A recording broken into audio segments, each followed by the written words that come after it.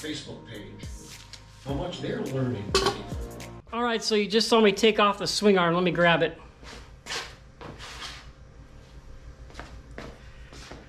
There's some grease seals in here that you gotta keep in there, so I'm gonna zip tie those in, but I'm gonna completely sand this thing and repaint it with this killer paint. You know, you saw me try a couple different paints. This one is the closest to the factory Cowie paint. Why didn't I get the factory Cowie paint?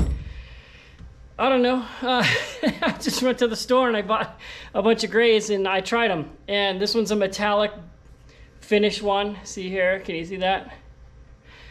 So we'll get this thing all done here. We'll sand her up. First I'm gonna completely clean it with like carb cleaner, get all the grease and dirt off of it. Then I'll sand down all the rough edges, so after it's painted they look smooth. But this project is getting really close. I just want it to look as cool and modern as it can be with today's machines, and just be this fun bike to ride. And then they'll have to bury me with it, because I have so much money into it.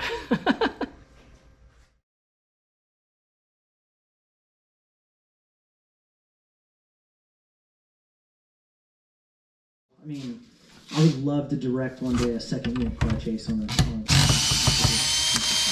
movie or something, you know. I'd love to do it for a bike show.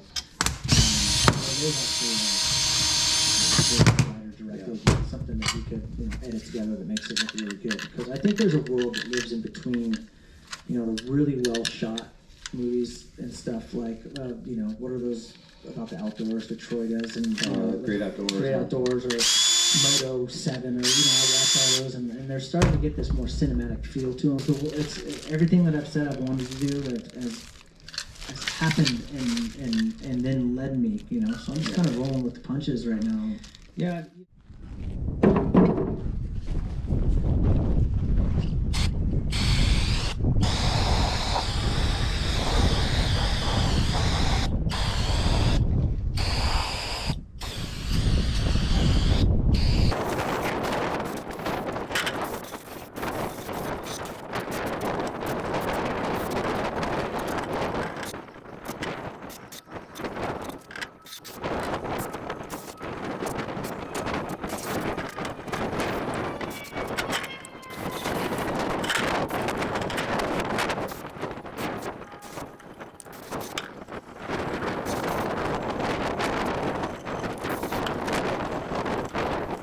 Just on the edge of control, and you pull something off, and then you just get the bike right, the rail the next way. It's like, man, that was so rad, you know. And you just, so I mean, I definitely love moto, and I did want to do it last year during COVID, and I quickly knocked myself out of doing that. I'm riding just for fun, and you know, just trying to keep mellow. We got like the Daytona Vintage Supercross going on. There's all that would be fun. I think there's a day in the dirt.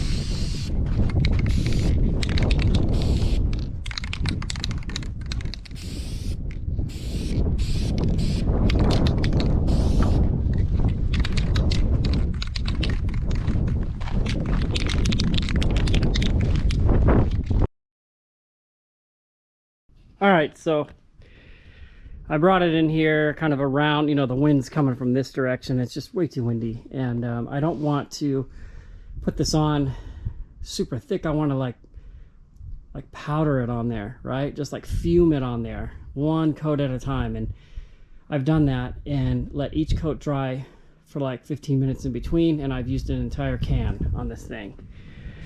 So I think it's gonna look good when we're done. There's obviously some dents that I'm not gonna worry about. So it's gonna look a lot better. That was just such an eyesore. You look at this nice, cute little bike, and then this swing arm was just coated in scratches everywhere. So I look forward to putting my own few years of scratches on it, and we'll see how it goes. All right, so it's been sitting here a couple hours now, and it's all dry. That's just gonna look way better. So now let's go ahead and throw her back together. And oh, let me show you this cool thing.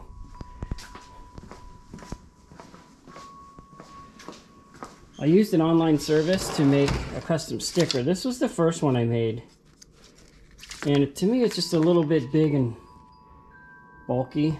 So I ended up making this one. I think looks more like a sticker kit design. So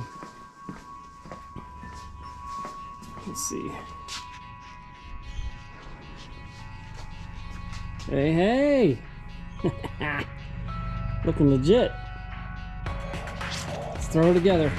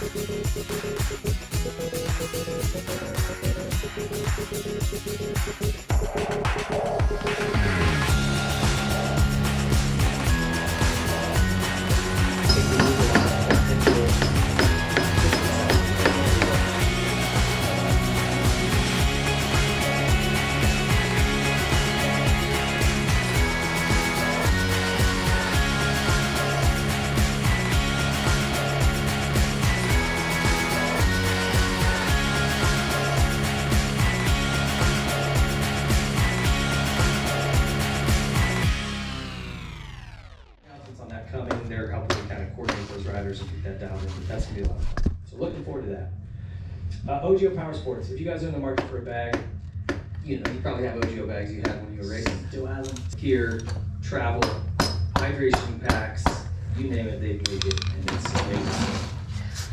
OGO_Power Sports, if you're looking for them on social media. Specialized Bicycles, big thank you to them. Just again. All right, so that took a little bit out of me. That was harder to go back in than I thought. It makes a lot of sense because you want like zero tolerance between everything, so no sand and dirt gets in there. So after several attempts of trying to figure out how to wedge that swing arm back into place between the engine cases or transmission cases and the frame, I realized that the inside bearing caps actually were like tapered. Like instead of being flat, instead of being completely flat, the end was tapered in like this. So someone had already done that, and then I just had to rotate the taper forward. So when I slid it in there, that taper allowed each end to slide into where it needs to be, and then I had to pound it in with the sledgehammer and then line up the holes and put it all back together. So that was a trick I never knew, because I have never actually taken a swing arm off of a bike in my entire life after all these years, 35 years of riding. So 35, what, 53? Okay, 40 years of riding now. So look at that. Does that not just look so much better? I mean, to me, it's a little too clean right now, but once I get it all put back together with the sticker kit and everything, it's gonna balance out and look really good. And let me show you that sticker that I had made on the computer. I mean, just take a look at this. You know, this is, look at that, is just gonna be perfect. This is Jerry's 4-stroke works, right? He built the motor. It's a stroker motor, 6mm, 3 up, 3 down, 365 KLX. And I tried to make it kind of match this sticker here. So I got the yellow, I got a little purple there. I don't have any red in there. I should have had some red, but I have black and I have green. So I'm hoping that when it's all said and done, it kind of matches. But look at that. Yeah, that's going to be great. All right, so that's actually going to do it for this video, because I went ahead and I hacked up those rims and I got those hubs out of there and I mailed them off to WUSA. Those guys are awesome. I got to give them props. I dealt with I talked to about 3 or 4 other rim companies, and for, you know me, like for some reason they wouldn't get back to me, or one of them just said, we can't do it. I even asked, what if I give you the hubs? No reply. So WUSA went out of their way, and I contacted them through their social media on Instagram, and whoever runs their Instagram was really cool about getting back to me every single question. So I went ahead and got the hubs, cut them out of the wheels, and sent them off on last Friday, which I think was the 26th. And they told me 2 weeks. And then here's what I picked right here. I picked black wheels.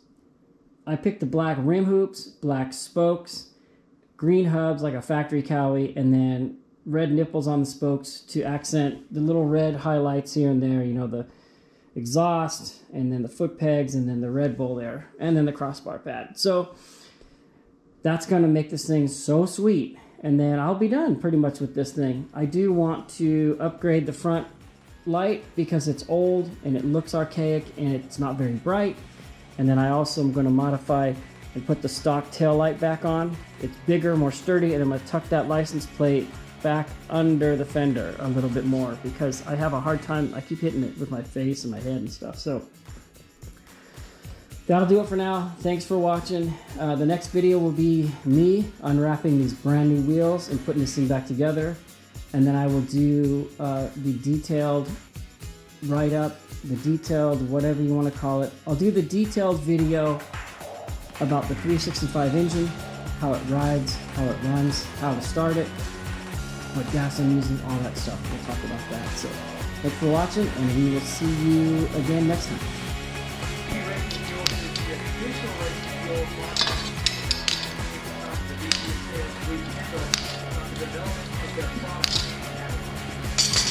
Joining me now on Racing Live, Bruce Pandora.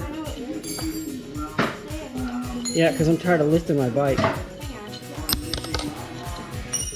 Been lifting my bike for 40 years. Hey, get Ellie.